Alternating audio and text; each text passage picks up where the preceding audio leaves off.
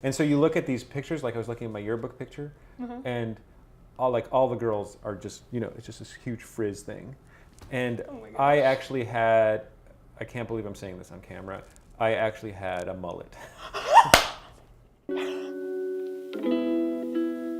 Hi, and welcome to another episode of Tea with Teachers. I'm here today with Professor Eran Egozy. Hello. I know you did a ton of music things when you were here. Yeah. Do you want to talk a little bit more about that?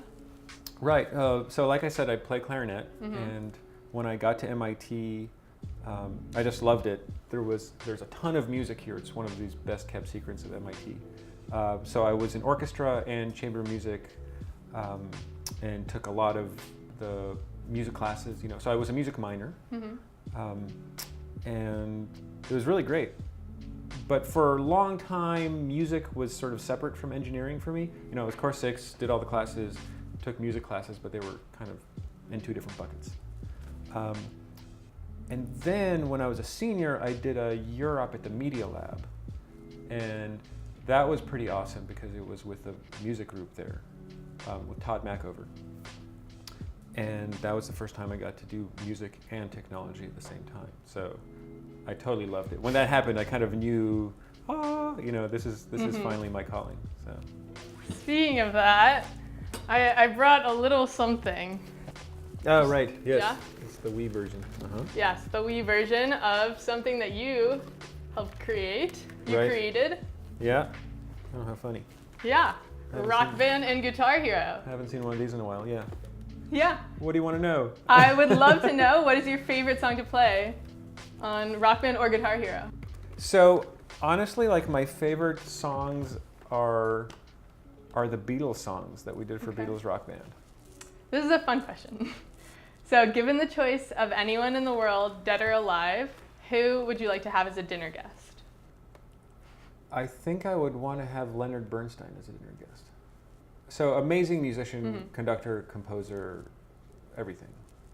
But in particular, he developed these series of lectures that he videotaped, and there was this series about him explaining how music worked. And sometimes he'd just be at the piano talking about Beethoven's symphony, and sometimes he'd have a whole orchestra in front of him, and he'd be able to point out different things. So those Bernstein lectures in music were really fabulous, and I don't know if there's anything like that right now, but I'd want to go back and it's how did you do that? What made you think of doing that? Because the generation of people who watched that, I think, gained a tremendous amount from those, and being able to understand, oh, that's what the composer was thinking when he wrote that.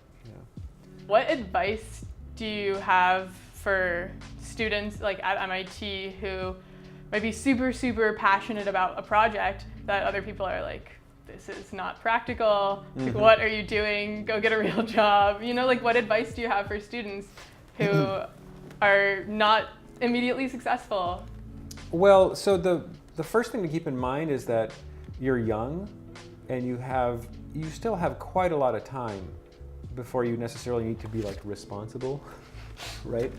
And by responsible, I think I mean towards someone else. So either to your spouse or your significant other or your kids, right?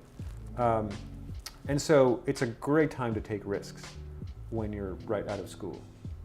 So I think everyone should be doing stuff that is risky, and by risky it means that there's a decent chance of failure.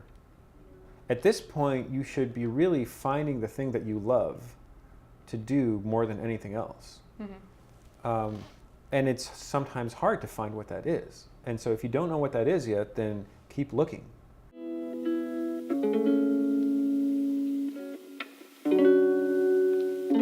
Thank you for watching this week's episode of Tea with Teachers. If you like what you saw, subscribe and watch more videos here.